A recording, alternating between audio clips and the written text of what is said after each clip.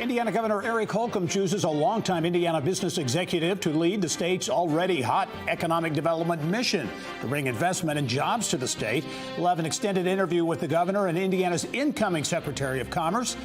Also this week, a Hoosier-born business hits a high note with Indiana's booming RV industry.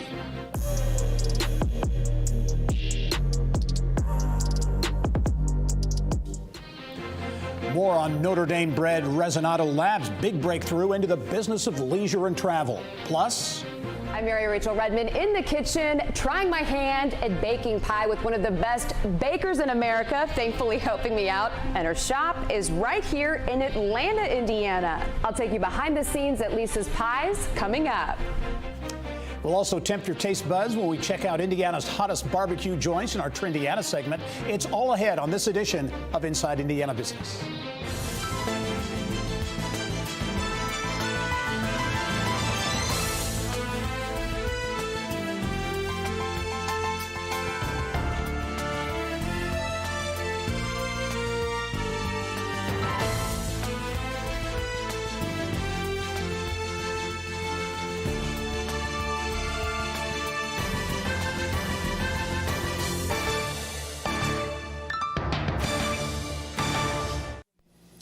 Hello and welcome to this week's edition of Inside Indiana Business. I'm Gary Dick. Indiana will soon have a new leader in charge of selling the state to the world as the place to locate and grow a business. This week, Indiana Governor Eric Holcomb named Hoosier native and longtime Indianapolis business leader Brad Chambers to take charge of the Indiana Economic Development Corporation as the state's new Secretary of Commerce. He is a seasoned business executive and entrepreneur. He founded Buckingham Companies in Indianapolis more than 35 years ago, actually founded the apartment development and real estate investment firm while he was still a student at Indiana University. He'll serve as Secretary of Commerce for a salary of 99 cents. He's a native of Indianapolis, a graduate of IU's Kelley School of Business with a degree in finance. Chambers is taking the leap from the private sector to government at a time when the Indiana economic development situation is really on a roll. In April alone, 3 global brands announced plans to collectively invest around $1 billion and create nearly 3,000 jobs, commitments that are spread around the state.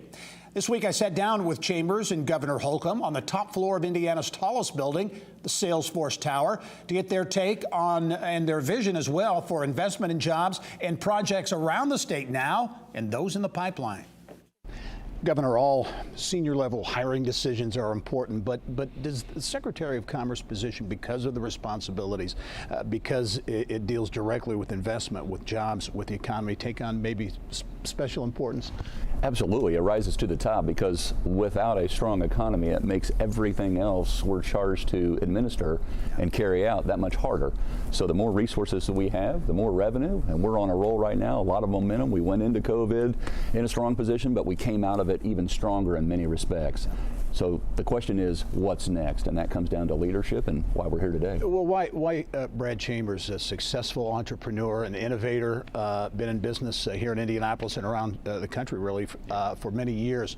Why Brad Chambers? Well, it was a no-brainer, quite frankly. Not only had I seen what he's done over the decades here and around the country, as you mentioned, but he is Mr. Development, and that's what we're trying to do, is develop communities so families can grow and more opportunity is available. So it really is, where do we go from here? And our priorities align through previous conversations. You know, I want to be a leader in the energy transition. Brad has this unique perspective on an entrepreneur economical ecosystem, so to speak, and thinking about raising our wages, thinking about developing communities with this READY program that's now out on the street statewide simultaneously at an unprecedented level. He's been there, done that. Yep. And so bring in Mr. Development, and that's what we got on the mound right now.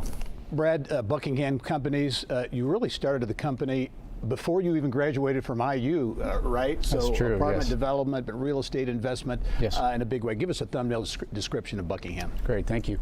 Yeah, it's an entrepreneur's story, and I was industrious from an early age. Actually, started working when I was 15, 16, and did buy the first real estate property when I was 20. I was a sophomore at IU, and then here we are 37 years later.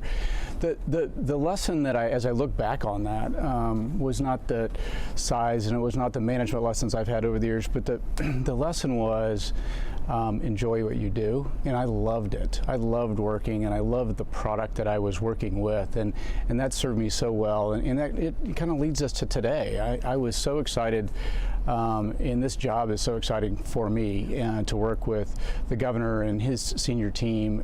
So it's, to me, it's about what you're doing and enjoying that, and who you're doing it with, and I just couldn't be more excited about this opportunity on both accounts. As you look at the opportunity before you, your vision, what do you see as maybe some key areas you're going to want to focus on in this new role as Secretary of Commerce? Well, I do have a unique view as an entrepreneur. I mean, Buckingham started with zero. I mean, it was a literal zero, and maybe it was a negative zero if there is one of those, back in 1984. And so I was actually, Dr. Haberly started the first entrepreneurship club at IU, and I was one of his first classmates in that club, and now it's an entire course of studies.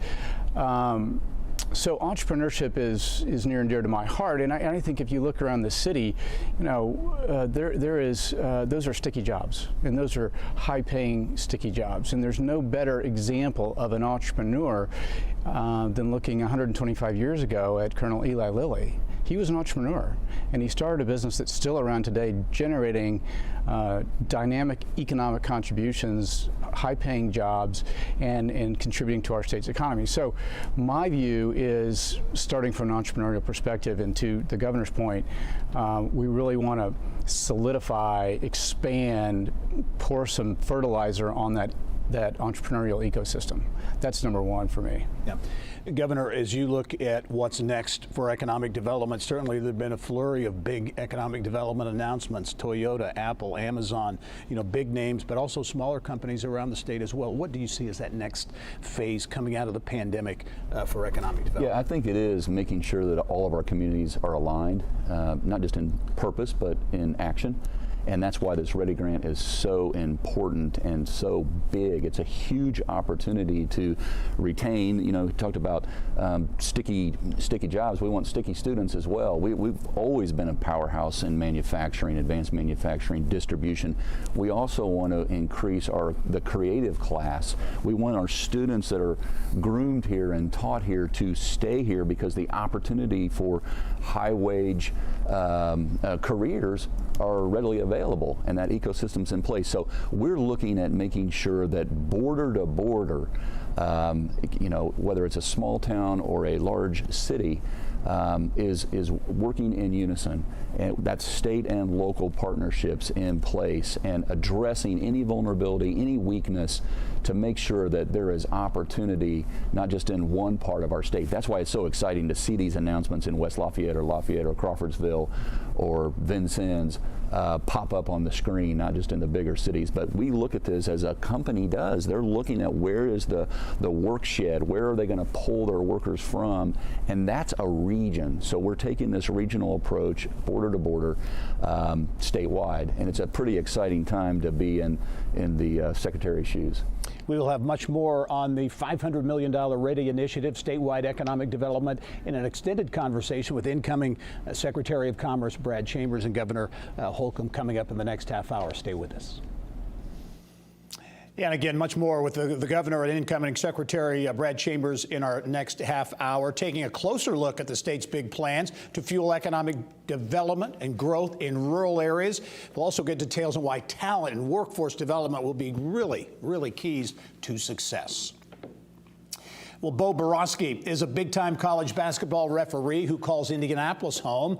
He's my guest on the next episode of the Business and Beyond podcast, which drops Monday. Bo's first sports love wasn't basketball, it was baseball as a youngster on the baseball diamonds of Georgia. He eventually traded the glove and bat in for a whistle and striped shirt, and went on to become one of the NCAA's top officials. He's refereed the biggest games in the biggest conferences, in the biggest arenas, and on basketball's biggest stage, 2 Final Fours. But Borowski says there's nothing like officiating games in Indiana. Between Butler, Purdue, and Indiana, I'm not sure there's a 1-2-3 punch in any state in this country like those three. Yeah, why Bo is also partial to roaming the sidelines at Wichita State, and why Madison Square Garden still tops his list. Bo Borowski, my guest on the next edition of the Business and Beyond podcast. To check it out, just go to InsideIndianaBusiness.com and click on the subscribe tab. Well, up next, a big breakthrough for an audio technology startup with roots in South Bend.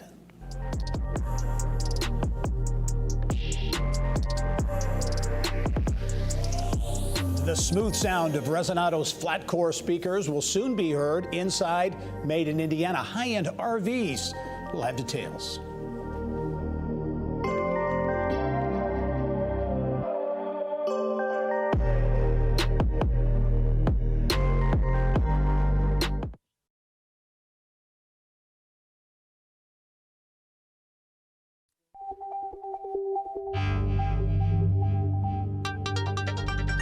It's time to go inside innovation, brought to you by Allegion, pioneering safety.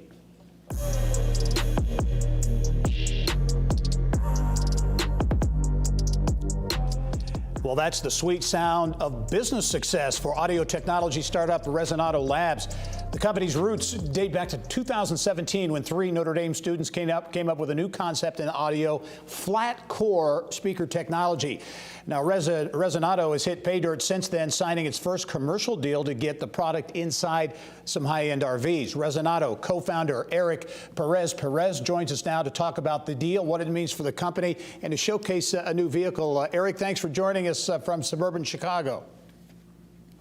Absolutely. Thanks for having me, Gary. Hey, okay, give us the bottom line here, what this deal means for Resonato. You've signed a deal with essentially with Airstream, the high-end RV manufacturer, to get your speakers inside of a brand new concept vehicle.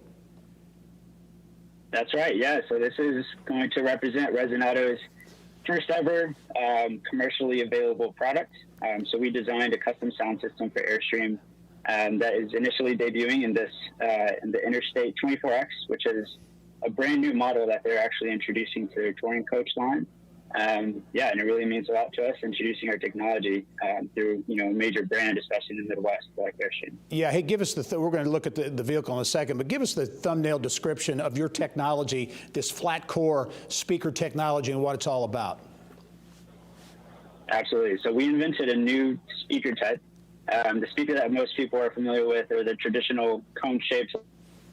Everybody recognizes it. It's a form of volume icon. It's been around literally since the invention of sliced bread in the 1920s. And, we're introducing something that could, fully replace even the twin chip and designing a flat, thin core speaker that's a lot more catered towards not taking up as much space, but also not compromising when it comes to sound performance. Hey, give us a little tour. Tell us what this new Interstate 24X Airstream vehicle is all about. And, typically in the auto industry, they tailor these sound systems to the vehicle. They typically have not done that for the RV industry, but you're going to do it in this situation.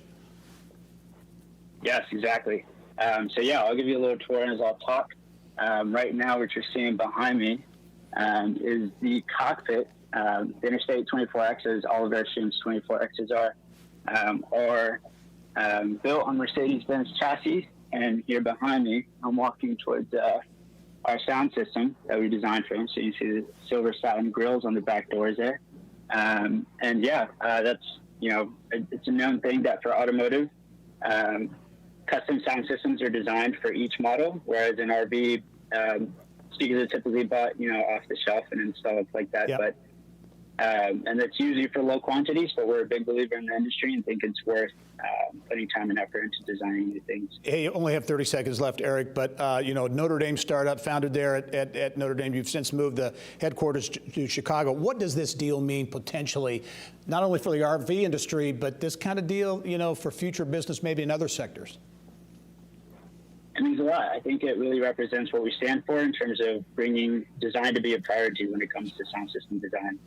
Very good. Eric Perez, one of the co-founders of Resonato Labs. Congratulations on the deal. We're going to be following your story, I know, for some time. So thanks for joining us. All right. Thanks for having me. It means a lot. Thanks, Gary. Well, pies in a jar crust and all? Look no further than Lisa's Pies, a small-town pie shop establishing a big-time national reputation. Our Mary Rachel Redmond goes inside this hidden gem in Atlanta, Indiana.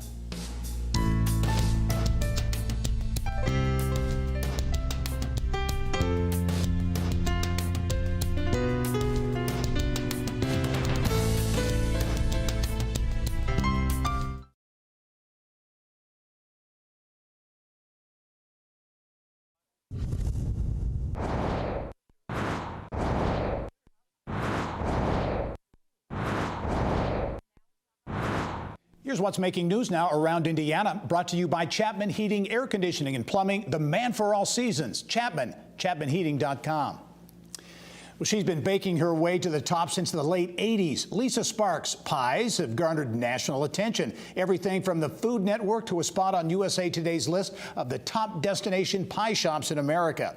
Around Indiana reporter Mary Rachel Redmond has more from Atlanta. It's literally hidden in plain sight. Located on US 31 in Atlanta, Indiana, it's a must-stop for no other reason than to buy a Lisa's Pie. I make Dutch apple, regular apple, sugar cream, cherry, black raspberry, peach, blueberry, pecan, rhubarb, strawberry, rhubarb, chocolate, coconut, butterscotch, lemon, banana, peanut butter. Mouth-watering yet? We do these on a daily basis. We don't keep pies over 24 hours.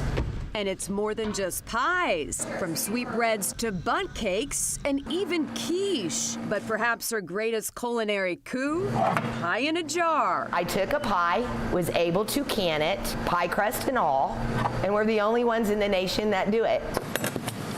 Believe it or not, Lisa's career didn't start in a kitchen. It was in a cornfield as a professional detasseler.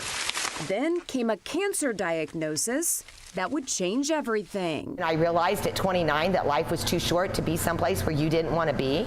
So Lisa turned to the man upstairs for answers. He said, pie shop? I don't like pie. I was a cake eater. I actually tried making cakes. It didn't work. Well, then I tried pies. And guess what? I'm 33 years later, still don't like pie, but I have learned to please a lot of people. And you can go ahead and count me as one of them. Lisa brought me back to her kitchen to let me in on her secret to baking the perfect apple pie. Welcome to my world. I love it. Now, my pies have to have fruit in them. I make everything like I would want it, even if I don't like it. Even though you don't eat pie. Well, it's your turn. Oh boy. So what do you do now? Take your pie. There's lots of juice. No, don't be nervous. Looky there. Voila. Hey, okay, Now all it's you not have to too do terrible. is now draw your apple. Oh, wow, this is not easy. I love it. Oh gosh. I'm looking at this now. Off center. But yours is dead center. But understand, I'm 33 years later, and I can do it in my sleep. My business has always been thriving. I could make 1,000 award-winning pies every day, but unless I had the customers to come in and buy them, that doesn't make me anything. It takes everybody to do it. Mary Rachel Redmond, Inside Indiana Business. Just in time for Father's Day and summer picnics, Brittany Smith and barbecue around Indiana. Stay with us.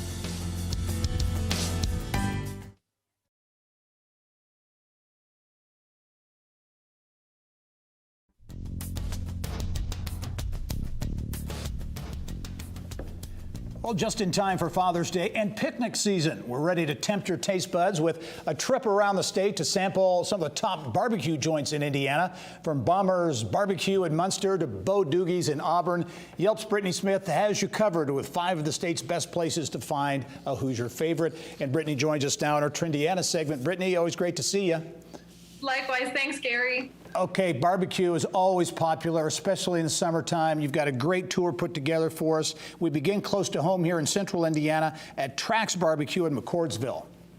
Yeah, the owners, Andrew and Whitney, there are serving up Carolina-style barbecue, slow cooking meats, and the thing that Yelpers really love in the reviews there is that you can also pair it with a visit to the local craft beer from Scarlet Lane Brewery, all under the same roof. So you get best of both worlds. And they are known for their pulled chicken sandwich and their Texas toast and beef brisket sandwich. And barbecue and beer, of course, always a great combination. And Scarlet Lane, as you know, Brittany, really one of the great craft breweries here in our state. Okay, let's move to closer to downtown Indianapolis, Fletcher Place and Old Gold Barbecue.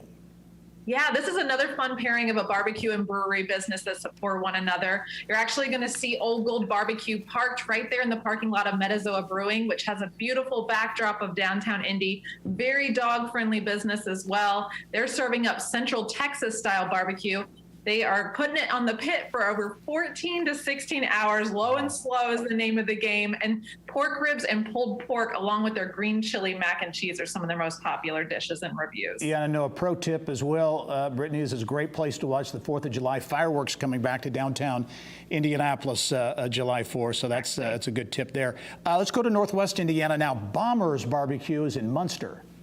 Yeah, they opened in 2013. They're open 7 days a week, but in classic barbecue style. This is one of the places that you want to get there early because no guarantee that they're going to have it. They do sell out often. They are known for their rib tips platter, and this one's kind of a surprise, the Bang Bang Shrimp Appetizer, which has flour fried, tossed in sweet barbecue sauce, and drizzle with a little sriracha mayo. Wow, tasty. Okay, my favorite name, I think, Bo Doogie's Barbecue is in Auburn in Northeast Indiana, just north of Fort Wayne.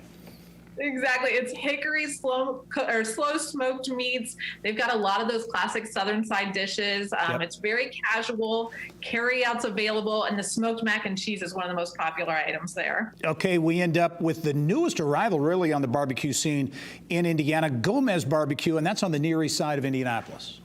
Yeah, originally opened at City Market, where they also have a location. Now they're right there on the Near East side, and they are known for their smoked pastrami sandwiches, the pulled pork sandwich, which you've got right there in front of you, the Cuban sandwich as well. They're also doing some coffee options earlier in the day, and people love their smoked tofu. For those who maybe don't eat, meats, that's got another great option there, all under one roof. Yeah, really in a developing area on the Near East side as well. And we're looking at a live shot there, Brittany, of some of the great stuff from Gomez. I can smell it. It's very close here. I may have to sneak a bite when we get off the air here. Brittany, as always, great job, great tour around the state of Indiana. Look forward to seeing you next time. Thanks so much, Gary. Okay. Well, in our next half hour, more of my extended interview with Indiana Governor Eric Holcomb and his pick for Indiana Secretary of Commerce, Brad Chambers.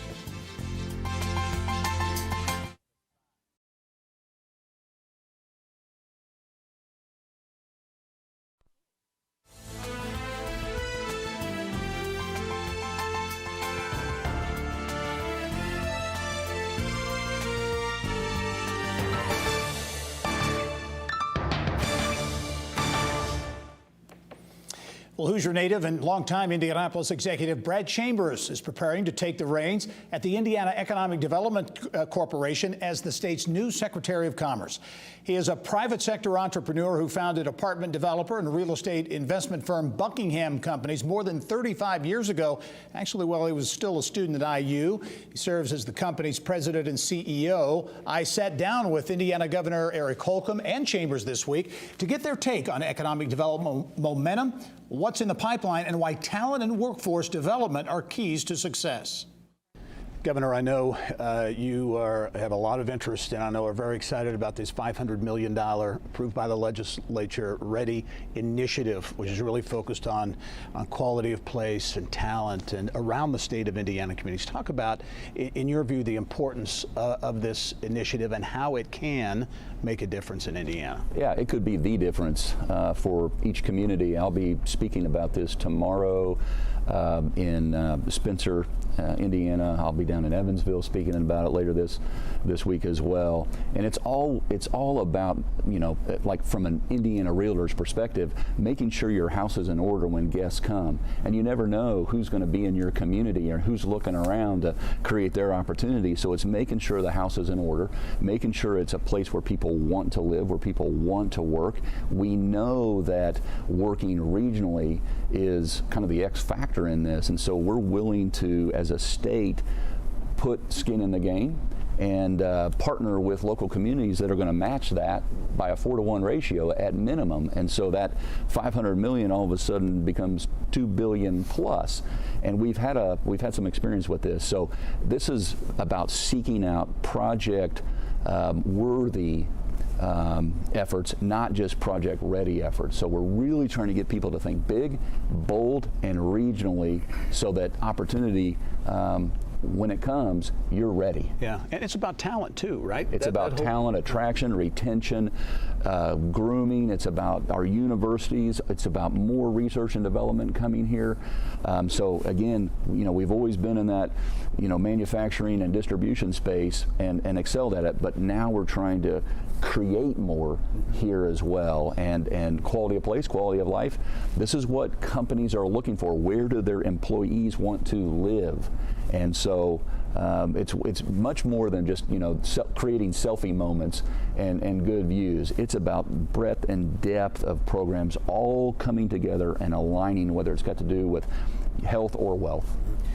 Brad, Indiana's had a number of economic development successes, but coming out of the pandemic and this challenging time, as you look at it, does Indiana's profile, if you will, or attractiveness change for the better, maybe potentially coming out of the pandemic? Yeah, a couple things. Number one, wow, what a great job this governor has done coming out of the pandemic. I mean, we are strong, we are a lean, mean fighting machine, and we are leaning into that with his leadership. So, Ready's just an example of that. And I don't want to underemphasize $500 million, because it's really $4 to $5 billion. And with leverage, with communities matching, it's a $4 to $5 billion impact. It's throughout the state. It's not just Indianapolis. It's not just Fort Wayne. It's everywhere. And so that leads right into, I think, people in the pandemic took a deep breath and said, it reoriented people's priorities, right? And I think Indiana's got every bit to compete with Boston and New York and Austin and Nashville and others. And so being able to invest and live, work, and play throughout the state, and with people, Salesforce is a great example. It's a tech company, and a good percentage of their employees can live anywhere, and people are choosing to live anywhere, and we're the best anywhere that I know. And so I think we're in a really good position, not only fiscally, but from a leadership perspective, a creative perspective, and we're leaning into our creative economy. So it's a pretty exciting time. Yeah. Governor, you and your predecessors have put a real focus on global economic development, if you will, and with success. We saw the Toyota announcement, $800 million, 1,400 additional jobs. Solemtech, Precision Ag Company, a number of examples. How will you look at global, international investment and jobs going forward?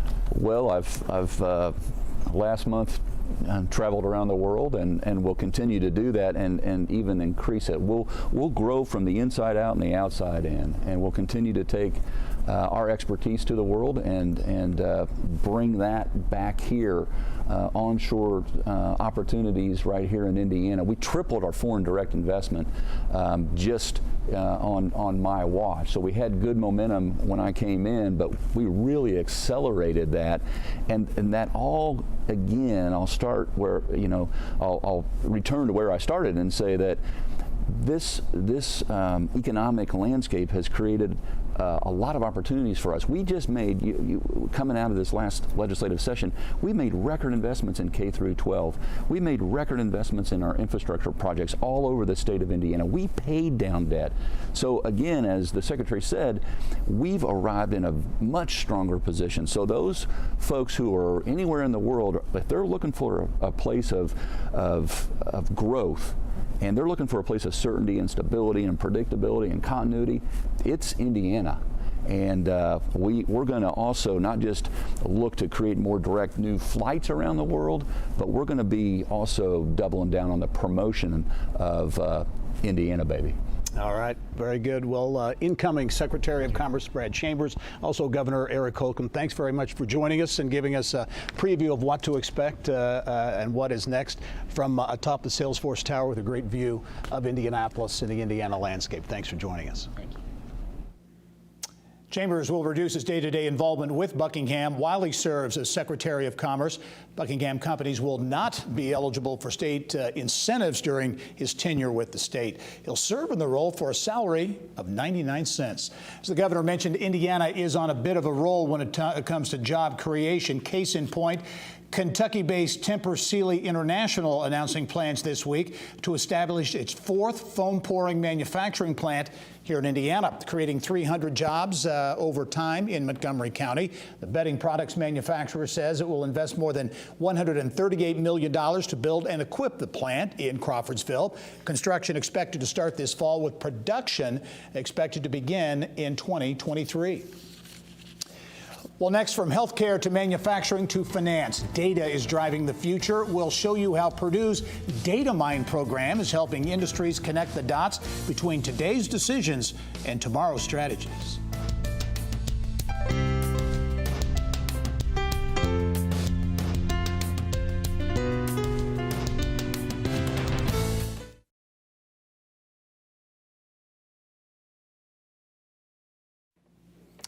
Well, an Indianapolis pediatrician who launched her own line of dinnerware for kids last year is already getting national attention. The dishes are stainless steel to give parents a healthier alternative and to replace plastic dishes. Business of Health reporter Kylie Valletta has details. Kylie. Thanks, Gary. Dr. Manasa Mantravadi is taking a bite out of the dishware market for children. She launched her company called Ahimsa in January 2020, just weeks before the pandemic. Despite the challenging timing, strong sales show parents are hungry for dishware options for their kids. Ahimsa says sales have been explosive so far this year, and the young company is also getting national media attention. We first introduced you to Ahimsa last spring. Joining me now with an update is the founder and chief executive officer, Dr. Mantravadi. Welcome back to the show. Thank you so much for having me. All right, well, let's start with your mission. Just a quick refresher. It's two-prong. You say these dishes are healthier for kids and healthier for the environment. So talk about both of those. Sure. So there's growing evidence from the American Academy of Pediatrics, the Endocrine Society, the World Health Organization, all raising red flags on the chemicals in plastic really interfering with our hormonal system. So in children, it's particularly important because they're still developing and their organs are developing. And so those plastic chemicals can interfere with growth, hormones, neurodevelopment, sexual and pubertal development. And so that's why the AAP, the American Academy of Pediatrics, recommended to avoid using plastic and rather use glass or stainless steel. And so, I was brought up on stainless steel from, it's pretty common in India. And so we also know that stainless steel is the most recycled material in the world, while only less than 10% of plastic is actually recycled. So that's why we think our products are better for the kids and better for the planet. Okay, and we can all see in the video that they're beautiful too, sort of these iridescent colors. So you're getting some national press lately. Tell us about that, and also some celebrity endorsements. Sure. It's been a crazy year. We've been featured in USA Today, Pop Sugar, BuzzFeed, and most recently in the May issue of Parents Magazine. And again, a wild ride, but endorsed by Jessica Alba, Eva Longoria, Mayim Bialik, and most recently Gail Simmons from Top Chef. So I'm still pinching myself at all of this, but I think it really shows that parents and our country are kind of ready for a more sustainable, healthier option at the dining table. Well, congratulations on all the attention. So obviously the dishware is going strong, but you're really excited about a new project too that centers on school cafeterias right here in Indiana. So tell us what you can about that. Yes. So in general, while we try to avoid plastic, the school lunch tray hasn't changed since the 1940s. And so children spend, so much time at school in a non-COVID period. And so as the children return to school, Ahimsa is in the process of developing a stainless steel cafeteria line so that we can have safer and more sustainable materials in our schools here locally in Indianapolis. So I'm really excited about our pilot project. And you mentioned off camera, Indiana could really be a good spot for this too. We have a pretty bad reputation as far as environmentally friendly. So this is a good place to try this, right? Absolutely. In fact, we're one of the worst at recycling. If you look around the country, and we have the second biggest landfill. So really anything that we can do as a community has a very large impact on this state. So I hope that we can be a part of that change. Okay, so you currently sell your dishes on your website, but you're looking to expand your e-commerce footprint and maybe even a big box store. I know you can't tell us a lot lately, or a lot right now, but what can you tell us? We can tell you that we are strong on our e-commerce, but definitely looking now into being available at in other avenues. And so, again, pinching myself at a lot of this. And so more to come, hopefully, even as early as this year. Okay, we talked in the introduction how you launched your company just before the pandemic, which obviously you didn't know that was going to happen. I'm sure that caused some hiccups as you're trying to get your company off the ground. What has the last year and a half or so been like trying to get your company off the ground during a pandemic and with some India involvement as well? Sure. So in terms of supply chain, it has definitely affected us twice now because, of course, back in March of 2020, India had one of the largest and most significant shutdowns in the world. And so certainly as we were launching, we were selling out of products and it was hard to get some more in. I designed them here in Indianapolis and then they're made for us. And so the last thing I'll say is, India was hit again with the second wave.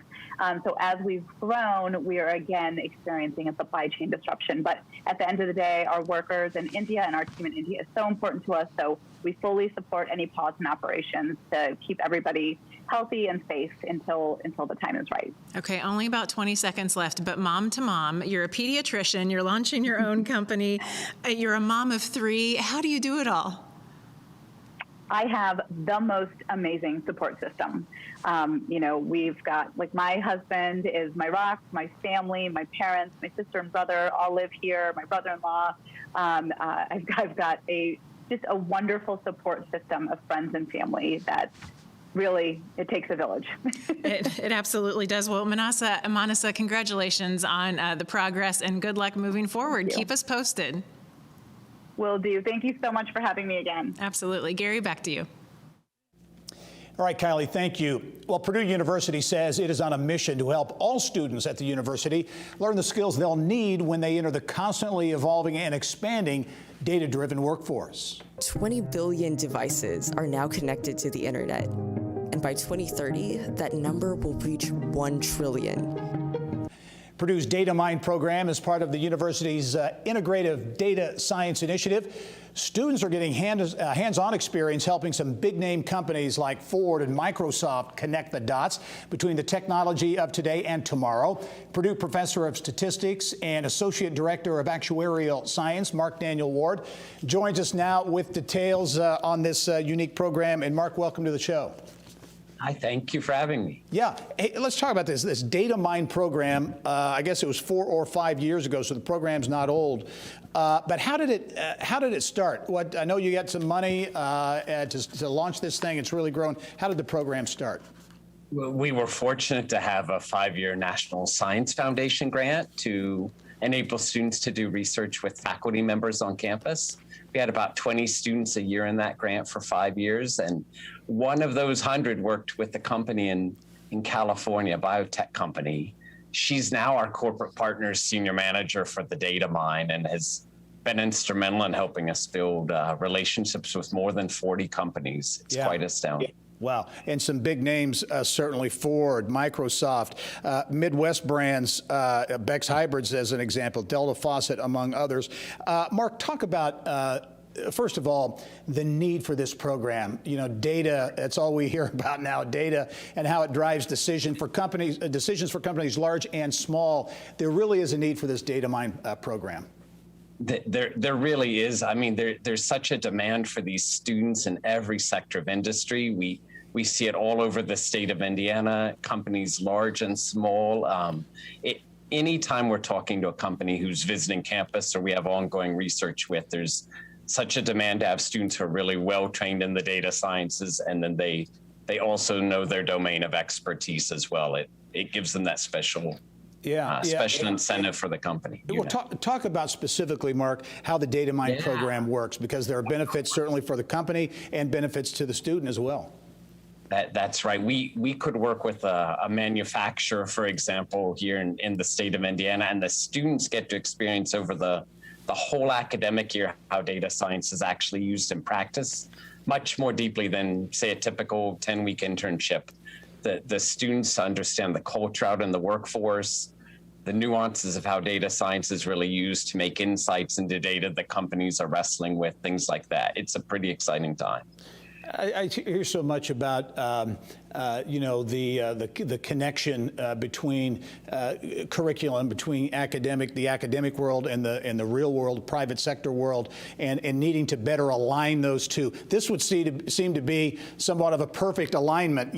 Something that the business community, the private sector needs, something that students need as well.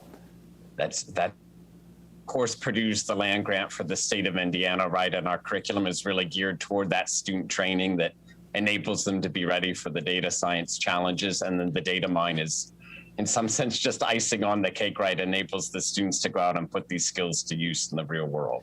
Well, talk about the program and really the model, because it's expanding. I think you've received a grant from Lilly Endowment to take this model beyond West Lafayette. That's right. A big part of the data mine and then this Lilly Endowment grant we've been fortunate to receive is, so there's a statewide development of this model. We can help other campuses all over Indiana to have similar models and partnerships with industry, and also broaden who's studying data science in terms of females, minorities, persons with disabilities, just to ensure that everybody has access to these opportunities at all undergraduate and graduate levels. Yeah, so much talk about being inclusive and connecting with more and more people across the business landscape, but in particular in science, technology, engineering, and math and STEM-related fields. And you mentioned it, but getting more minorities and women and young girls engaged in technology. And I think you mentioned off camera before we got started here, you've got a partnership with a school for the deaf here in Indianapolis. That in another year or so, as we ramp up our Indiana Digital Crossroads effort, the Indiana School for the Deaf is one of our first partners, as we want to build further relationship with them and empower deaf learners who want to study the data sciences. As we wrap up, Mark, as you look going forward, it sounds as though this concept that launched 4 or 5 years ago really has a bright future. Where do you see the Data Mine program going in the years ahead? We feel so fortunate that in the next 5 years we get to use this funding from Lilly Endowment to really help our partners all over the state. There's regional development needs, economic development needs, and the data sciences don't look the same in every nook and cranny of Indiana, so it's a pretty neat opportunity. Very good. The Data Mine program at Purdue University really connecting with students there and far beyond. Mark, Daniel Ward, really appreciate you taking the time. Keep us posted. We'll be following your progress. Thank you so much. All right. Well, nonprofits are making a significant impact in Northwest Indiana. That's according to a new study released by Indiana University and IU Northwest. It found that nonprofits employ some 33,000 workers in the region with a total payroll of about $1.5 billion in 2019. Another key finding in the report, nonprofit payrolls really falls only behind manufacturing. When we return, the explosive growth of sports technology startups, how the sports hotbed of Indianapolis is right in the thick of this tech revolution through Techstars Sports Accelerator, powered by Indy.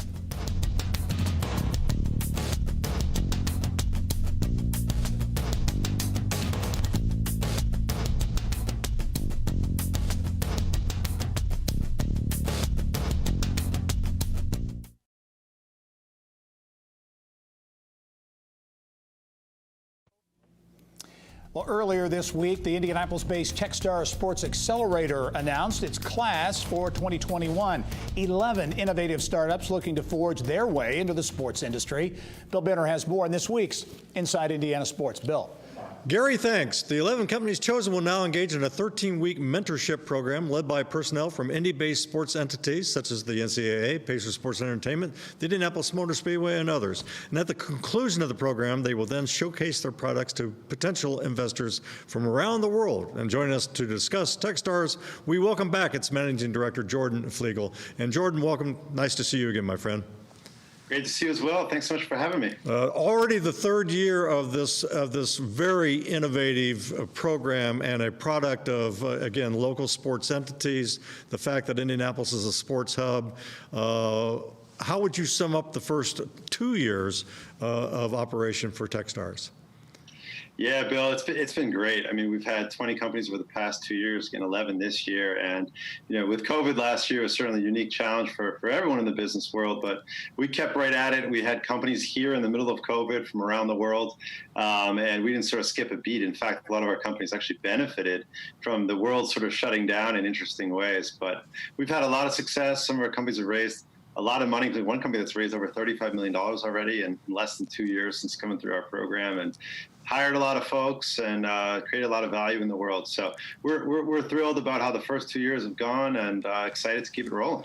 These 11 new recipients of Techstars Fitness, sports media, sports data, robotics, e-commerce. I mean, it's across the spectrum. And just talk, if you would, Jordan, about the 13-week program, how that plays out, leading to that day in September when they can showcase their efforts to the world. Yeah, we start off with an offsite. The program kicks off. We bring an executive coach. We do a retreat out in Selma, Indiana. We take them to an organic farm, and where founders can totally unplug and really go deep on sort of leadership development and getting to know each other. And that brings the group together. And then from there, it's a very intense 13-week program that, accumulates with Demo Day on September 2nd, in which they'll present in front of, we expect over 500 investors this year, be able to pitch and hopefully raise money through that experience. The program itself kind of roughly breaks down to 3 separate months. The first month, we call it Mentor Madness, which we connect them with our 200 mentors who are executives from leading sports companies, celebrity athletes, VCs, angel investors, founders who have built large companies like FanDuel and Whoop, in the sports space. And so we dramatically increase the network for these founders in the first month. And the second month is really heads down on product, hiring, sales, traction.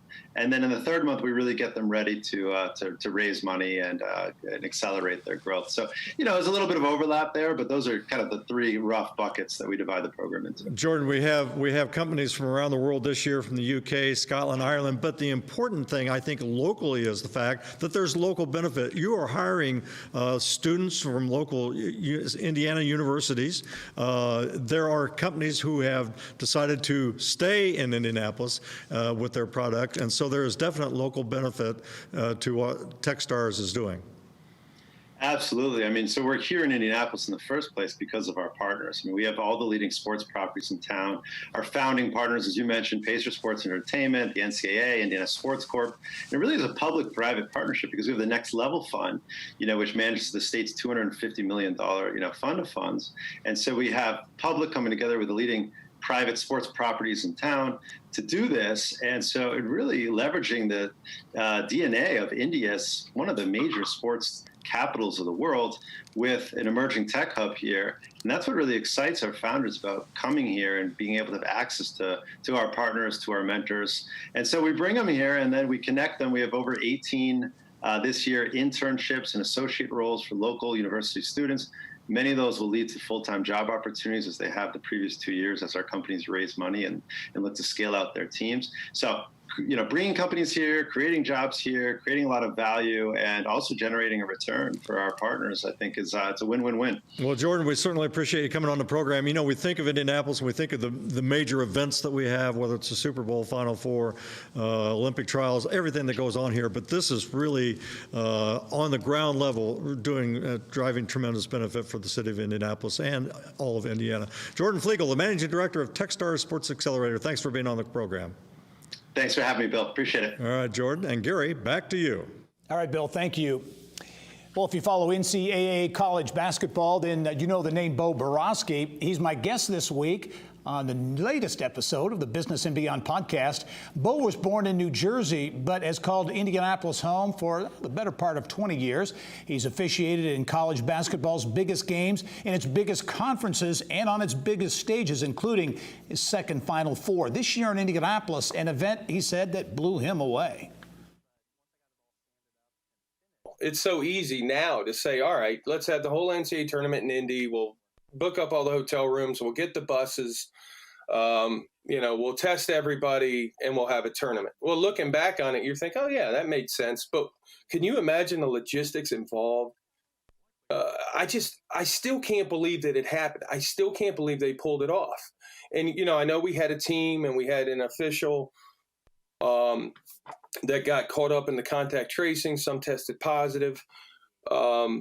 But my understanding is maybe that didn't even occur in Indianapolis. It could have occurred prior. So for them to keep everybody safe, to have a successful tournament, to be able to distribute the funds associated with that television contract to all the member institutions, I don't think it gets talked about enough. And I certainly know they'll never get the credit that they deserve.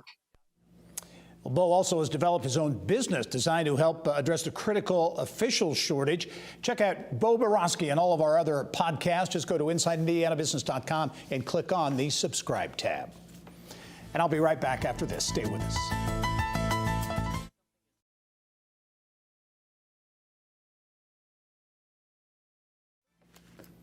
Coming up next week, we will have news of some transformational projects planned for Southwest Indiana.